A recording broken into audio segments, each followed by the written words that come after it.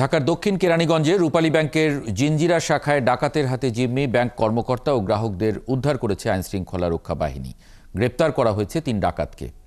বৃহস্পতিবার দুপুর 2টার দিকে রূপালী ব্যাংকের জিঞ্জিরা শাখায় ঢুকে 3 ডাকাত তারা ব্যাংকের অন্তত 10 কর্মকর্তা সহ কয়েকজন গ্রাহককে জিম্মি করে 15 লাখ টাকা দাবি করে। বিষয়টি বুঝতে পেরে স্থানীয় মসজিদ থেকে মাইকিং করে ডাকাতির খবর জানান এলাকাবাসী। পরে র্যাব, পুলিশ ও সেনাবাহিনী ঘটনাস্থলে যায়। স্থানীয়দের সহযোগিতায় আইনশৃঙ্খলা রক্ষা বাহিনী ব্যাংকটি ঘিরে রাখে। প্রায় 3 ঘন্টা পরে 3 ডাকাত আত্মসমর্পণ করলে তাদের গ্রেপ্তার করা হয়। উদ্ধার করা হয় জিম্মিদের।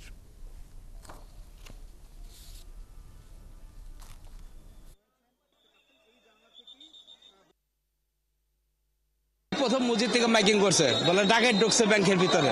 একজন আইসা অনেক কান্নাকাটি করতেছে, উনার আম্মাও আছে যে আমাদের পরিচিত ভিতরে। ডাকাতটা পুলিশ নিয়ে চলে গেছে। 3 জন ছিল, এই সাথে ছিলাম। ওরা আগে অস্ত্রগুলা দিছে ব্যাগ দিয়া, তারপর চিরকুট পাঠাইছে, চিঠি পাঠাইছে, তারপর ওনাদের সাথে অনেকক্ষণ কথা বলছে। বলার পর তারপর আবার ওরা নাম ছিল নিচে নাইমে, এখান থেকে কথা বলার পর তারপর 3 জনকে বের করছে। ওরা 15 লক্ষ টাকা দাবি করছে, 15 লক্ষ টাকা দিতে হবে।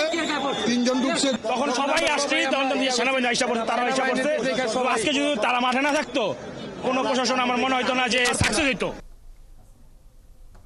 রূপালী ব্যাংকে ডাকাতির সবশেষ খবর জানাতে সেখান থেকে সহকর্মী মহিম মিজান সরাসরি যুক্ত হচ্ছেন। মহিম মিজান, একটু জানতে চাই, রূপালী ব্যাংকে যে ডাকাতির ঘটনা, সেখান থেকে 3 জনকে আটক করা হয়েছে, জিম্মিরা মুক্তি পেয়েছেন। কি তথ্য আছে এরপরে, আসলে বিস্তারিত একটু জানাবেন আমাদের।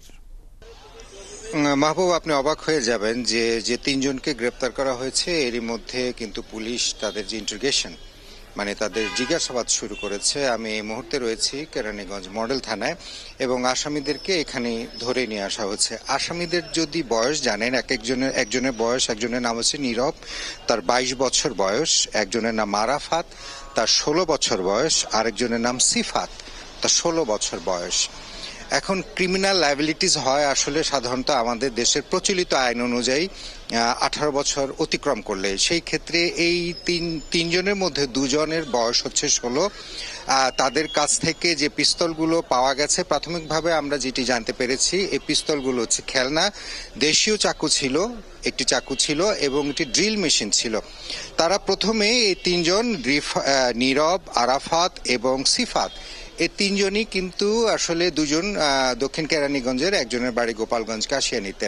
এই 3 জনের পরিকল্পনার মধ্যে আরো 2 জন জড়িত থাকতে পারে বলে প্রাথমিকভাবে আইন শৃঙ্খলা রক্ষাকারী বাহিনীর সদস্যরা মনে করছেন যে 3 জনকে ভেতরে ঢুকিয়ে বাহিরে হয়তো 2 থেকে 3 জন বা একাধিক আরো তাদের সঙ্গে সঙ্গী থাকতে পারে। দিনের বেলা আপনি যেটি বলছিলেন, রূপালী ব্যাংক যে কেরানীগঞ্জের জিঞ্জিরা শাখা, তারা বেলা 2টার দিকে প্রবেশ করে এবং প্রবেশ করেই তারা তাদের, আপনি জানেন যে ভল্টের বাইরেও ক্যাশ কাউন্টারে কিন্তু বেশ কিছু টাকা থাকে এবং সেই টাকার মধ্যে তারা প্রায় 15 লাখ টাকার মতো তাদের ব্যাগের মধ্যে ঢুকে ফেলে বলে আমরা প্রাথমিকভাবে যেটি জানতে পেরেছি। এবং তাদের যে অবস্থা, এবং আপনি যেটি জানলেন, ব্যাংকের ম্যানেজার ছিল বাইরে এবং তাকে যখন এই তথ্য দেওয়া হয় তখন বাইরে থেকে তাদের যে নিরাপত্তা প্রহরী ছিল গেটে তালা লাগিয়ে দেয় এবং সেই সামনে একটি মসজিদে ইমাম সাহেবকে এবং মসজিদ কর্তৃপক্ষকে বিষয়টি জানেন। তারপরে আসলে পরবর্তী ঘটনাগুলো তো আমরা জানি। তো এই মুহূর্তে আসলে ঢাকা জেলার যে পুলিশ সুপার এই 3 জন আসামিকে জিজ্ঞাসাবাদ করছেন। এই জিজ্ঞাসাবাদে তাদের সঙ্গে আর কারা কারা জড়িত রয়েছেন, আসলে তাদের এই প্ল্যানটা কবে থেকে ছিল, কি করে এই জাতীয় একটি প্ল্যান এই অল্প বয়সে এই জাতীয় সিদ্ধান্ত নিল, কেন নিল, সেই বিষয়গুলো হয়তো একটু পরে বিস্তারিত আমাদের কাছে ঢাকা জেলা পুলিশ সুপার খন্দকার আব্দুল মুহিত তিনি হয়তো অবহিত করবেন এবং তিনি সংবাদ সম্মেলনের মাধ্যমে জানাবেন। তো তাদেরকে জিজ্ঞাসাবাদ করা হচ্ছে এবং একটু পরে তিনি সংবাদ সম্মেলন জানাবেন।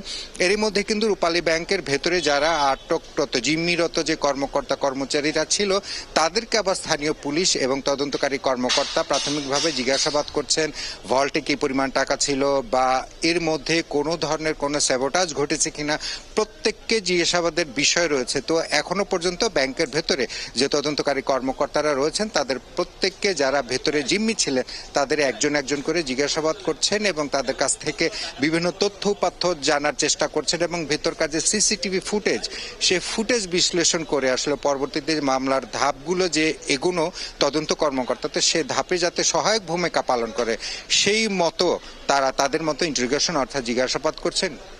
এই সবশেষ হচ্ছে এই অবস্থা। আমরা এখনো পর্যন্ত অপেক্ষা আছে পুলিশ সুপার। জি মহিমিজান, অনেক ধন্যবাদ। আমরাও অপেক্ষায় আছি। নিশ্চয়ই পুলিশ সুপার যখন সংবাদ সম্মেলন করবেন বা সাংবাদিকদের তথ্য দেবেন আরও, আপনার মাধ্যমে দর্শকদের সেটি আমরা জানানোর জন্য অপেক্ষায় আছি।